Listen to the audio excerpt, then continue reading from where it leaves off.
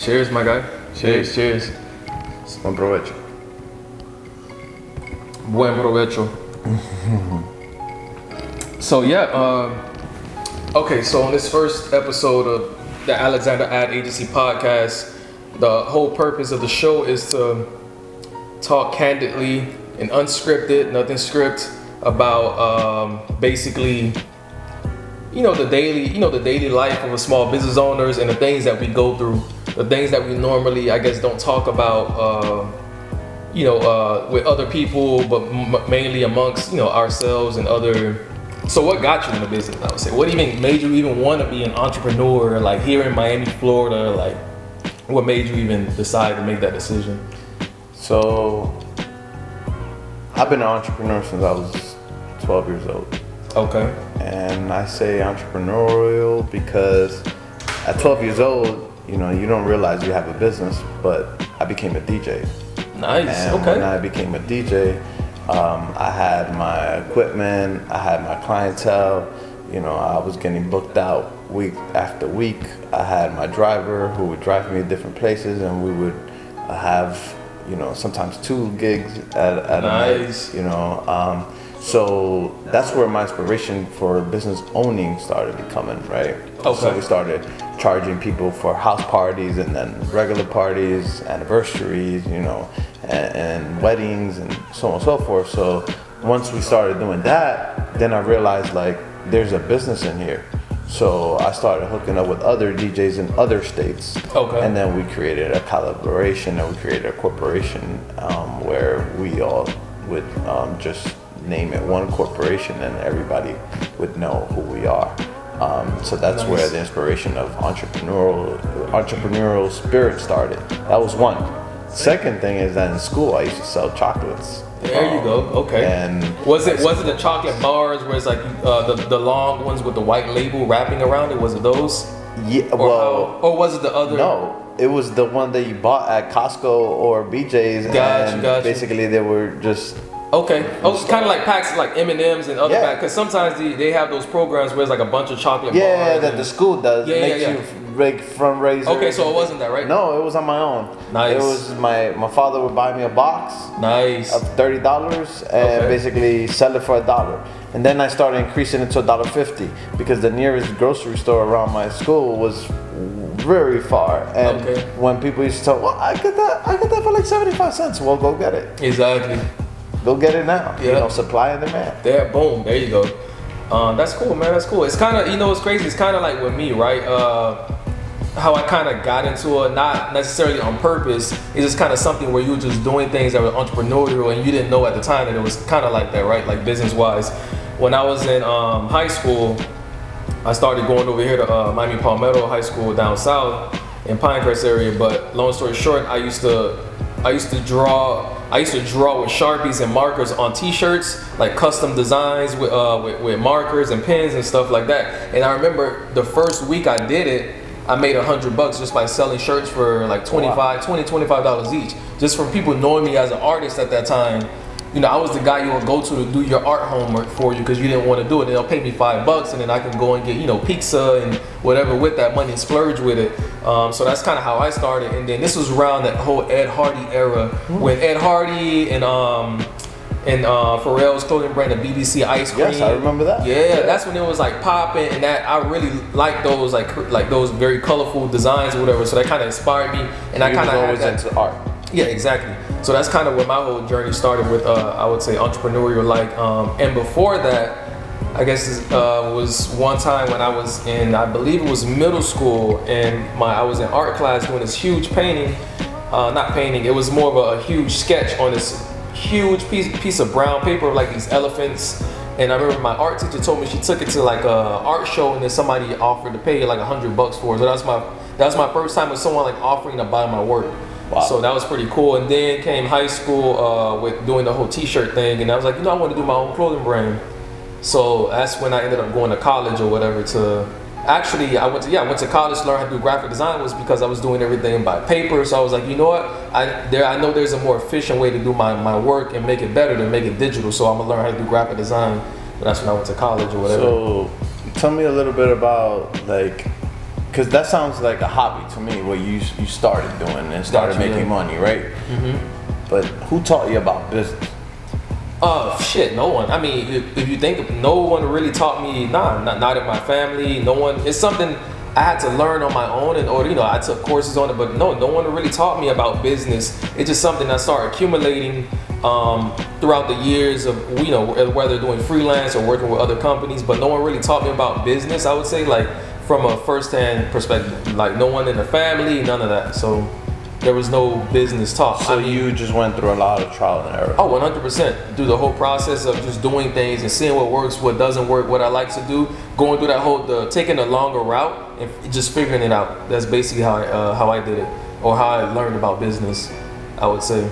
And I feel like we never stopped learning about business. Never. Because in reality, even though I had that business when I was young, like that wasn't the first legitimate business. That was a hobby I had going on, right? I got paid. They say that a real legitimate job, it comes from when you get paid for something. To do 100%. something, right? So I was getting paid to do a job and entertain my people, but at the same time, it wasn't something where I lived off of this money. I got you, yeah. It wasn't something that I really did it because I needed to pay certain things, even though, yes, I did do it to pay certain things because my parents needed the extra help and everything else. However, I wouldn't do it for the need to sustain a family. Exactly, yeah. I see what you're saying. Now, when that transition happens. So for me, that the transition happened from it being, let's say, freelance, because mainly when you're working for another company and you're doing work on the side, people consider it as freelance, even if you're trying to build another company. So for me, the transition happened was when I actually started making money, either the same amount of money that I was making at my regular job or more, to where I realized I was like, okay, now I can actually leave the company that I'm at and go on my own. And start taking it not just on the side, but actually into actual business where something I can actually live off of and pay bills with and everything like that. So you did it as a side hustle first, and then you transitioned? Yeah, I would say it was, for me, it was like I was always basically a freelancer, doing work on the side projects, always keeping my connections open because my regular job didn't really necessarily fulfill me fully. Or I always, I love what I did. It wasn't just a 9 to 5. I love what I did, so I did it outside of work as well too. So designing, going to networking events, meeting certain people, keeping it open, letting everybody know that, hey, I do this, I provide that. But there's only so much you can do when you work for another company, right? And then you transition to, or you work for another company, you want to do something on the side, there's only so much time you have in between. But I would tell anybody, which would be my next question for you, like, okay, so, I would tell anyone that's looking to get into business, right? Like, or that want to get into start their own business, I would say do not quit your regular job to go. Do not quit your regular job until you're actually making money doing what you're doing. Because you don't just quit your job and you're not making no money and then be like, or get a business loan and think that that's what it takes. So you need to be making money on a small scale before you decide to do it on a big scale. You only quit when you like, okay, now you can compensate. Don't quit your job before you go ahead and don't quit your job unless you're making money. Because what's gonna happen is what? You're gonna quit your job, you're not making no money, say I'm gonna focus on my side business. Shit's not gonna go good because you're out there looking at everybody else on social media, saying, seeing them, posting the gut life, saying that, oh yeah, we did this in 30 days, and you say, oh, I'm gonna go try to do the same thing, and you realize that's not how the real life works. Yeah, and I would have appreciated that advice back then. Yeah. I kind of did it the reverse side where I took a leap of faith and I just made it work. But it took a lot of work. I mean, I got evicted from my apartment. Before. I've been through the struggles, of all types to stay in business. And, people only want to look at the great side and the final destination, but they don't look at the journey that's on the way up. And that's easy. It's easy to look at it's easy to celebrate when you're quote unquote kind of winning, or you're having some good days, but then like Okay, so what do you do when you have bad days? Like, who do you talk to? Who can you go to for advice? What, how can you keep your mentality good and not overthinking and go running back to your job? Like, that's the real, conversations that we really don't have, and that's the type of conversations I want to have on, in this podcast. Like, what do you do? Like, what, so to tell like our experiences and things like that, because like a lot of people don't know, even though you may post certain things on social media, that's not the end all be all. That's not everything that, it looks glamorous and nice, but it's still a lot more work behind the scenes. Like, there's days where, even for me, where I may not even make enough money or make no money at all that day, or maybe it may stretch to 2 days, and I'm like, what the fuck, 2 days. I only been in business full time for about a year and a half, less than 2 years.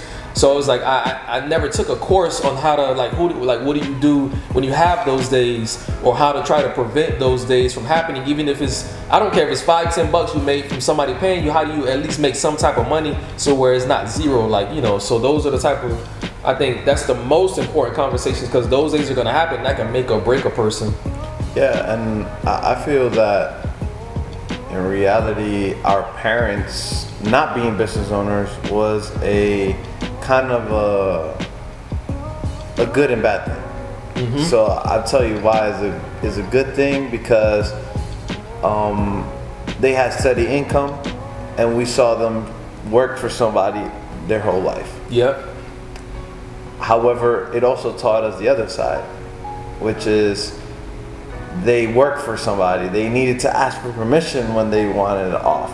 They slaved for this person, and then they left this company, and now they have nothing else. Yep. Right? So I appreciate them having that job and having steady income and not having to worry about, anything else. But I also appreciate them having the steady income, so I can see what it feels like to be the other opposite side, where you make your own income and having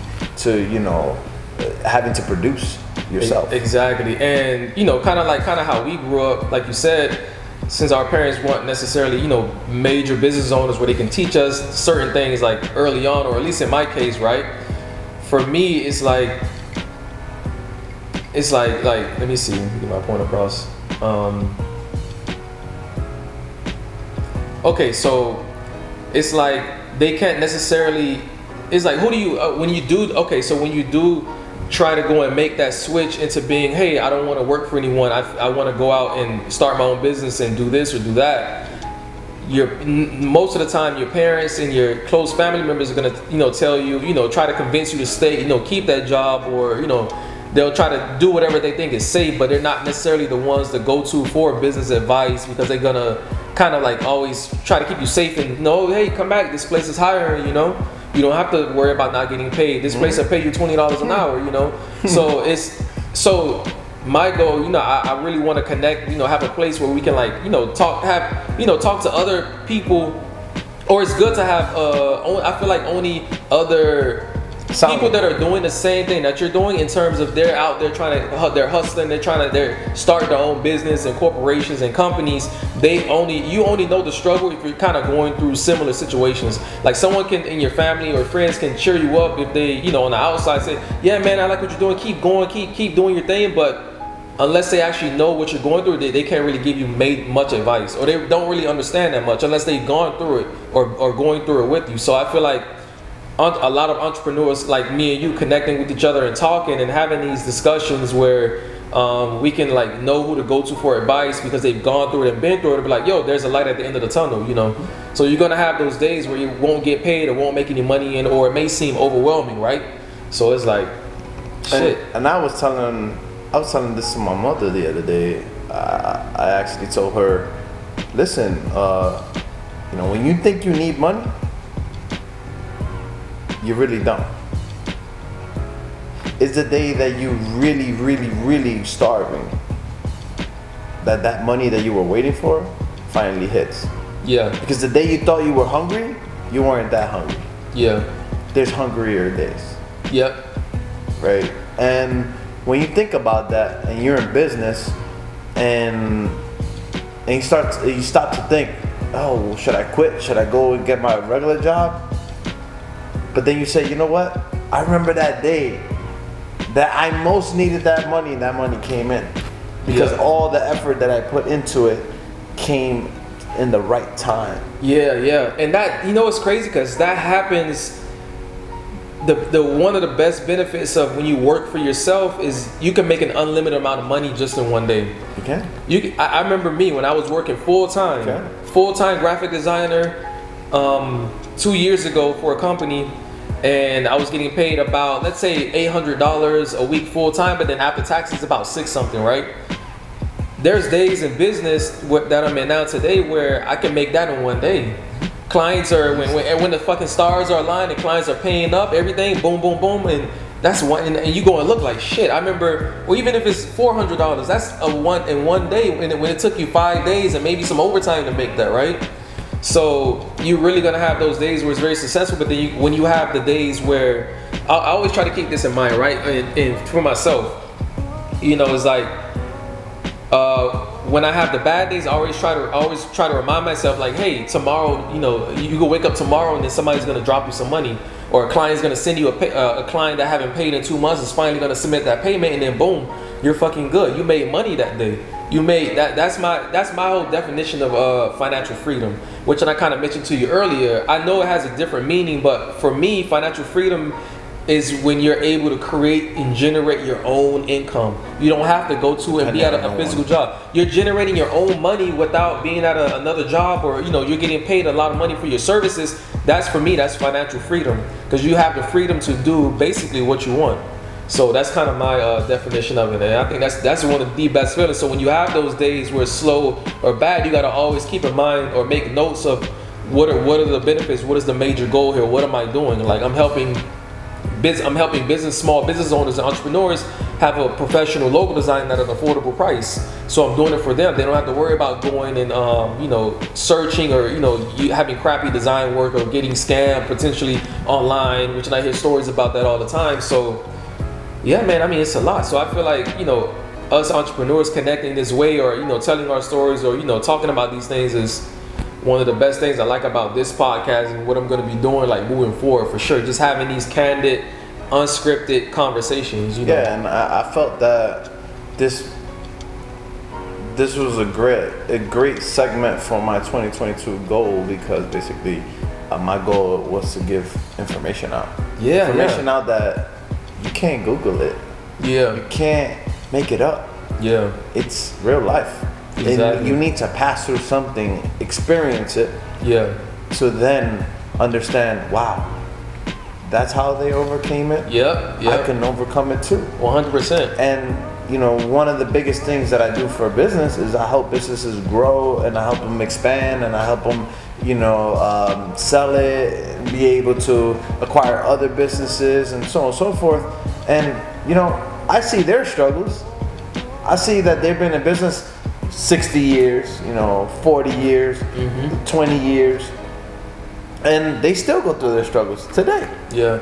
And with that in mind, shit, I mean, I've only been in business full time. That's what I mean by, I've always been kind of doing, freelance work, even when I was with the other company. But when I say in business, like, it's only been, for me, when you mention somebody been in business for 60 years, it's like, I can't even fathom that, because I've only been fully full-time in business for almost 2 years, and I have a long way to go. And salute to that, right? Salute to that. So I'm like, and how long have you been in business, like, full-time for yourself? Well, full-time for myself, 14 years. Nice. Yeah, 14 years. Nice. And, one of the things that I, like, pat myself in the back sometimes is most people run out of money after 2 years in business, 3 years. Yep. 5 years max, right? But have I struggled?